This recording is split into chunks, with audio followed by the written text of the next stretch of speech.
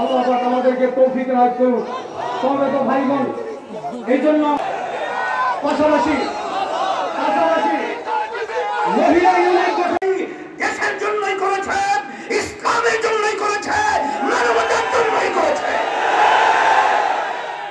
তার বাস্তবতা হলো, আপনারা দেখেছেন ছাত্ররা যখন তাদের ন্যায্য অধিকার আদায়ের পক্ষে যখন তারা রাজপথে স্লোগান দিয়ে নেমেছিল, তখন আমাদের দেশে স্বৈরাচার, খুনি, সন্ত্রাসী, জুলুমবাজ, মিথ্যাবাজ তাদেরকে দমন করার জন্য আমার ভবিষ্যৎ মেধাবী ছেলেগুলোকে অন্যায়ভাবে পাখির মতো গুলি করে যখন তাদেরকে রাস্তায় লুটিয়ে ফেলা হয়েছিল ইসলামী আন্দোলন বাংলাদেশ, তখন কিন্তু আমাদের রাজনৈতিক ব্যানারে বাংলাদেশে অন্য কোন রাজনৈতিক দল তখন কিন্তু প্রথম তাদের পাশে রাজনৈতিক পরিচয় মাঠে আসে নাই।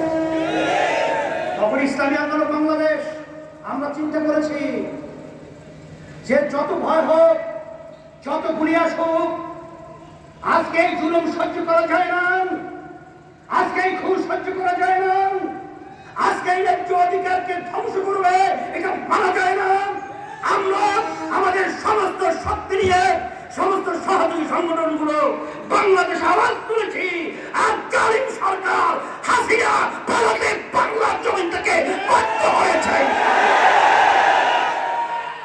এই সব ছোট ভাবলে হবে না।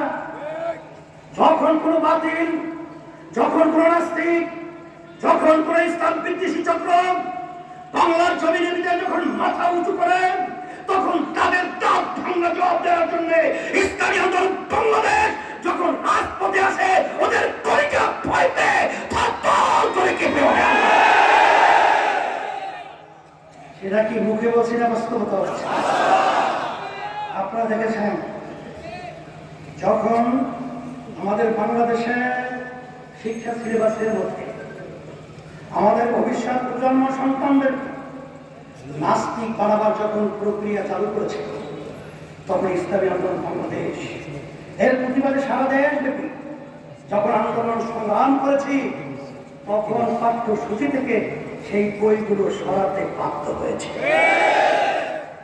সেজন্য আমি বিগত দিনে দেখেছি অনেক ইসলামের নামে দল ওই স্বার্থন্বেষী খুনিদের সহযোগিতার জন্য, নিজেদের স্বার্থের জন্য তারা তাদের সাথে একাকার হয়ে গেছে।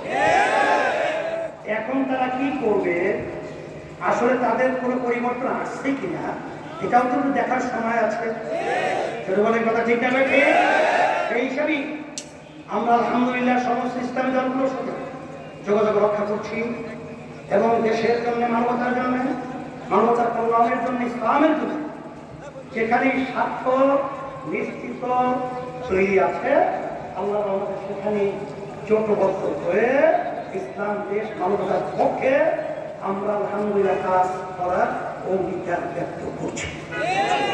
ছাত্র সহ সর্বস্তরের ছাত্র ভাইরা কোঠা সংস্কারের আন্দোলন নিয়ে মাঠে নামলেন।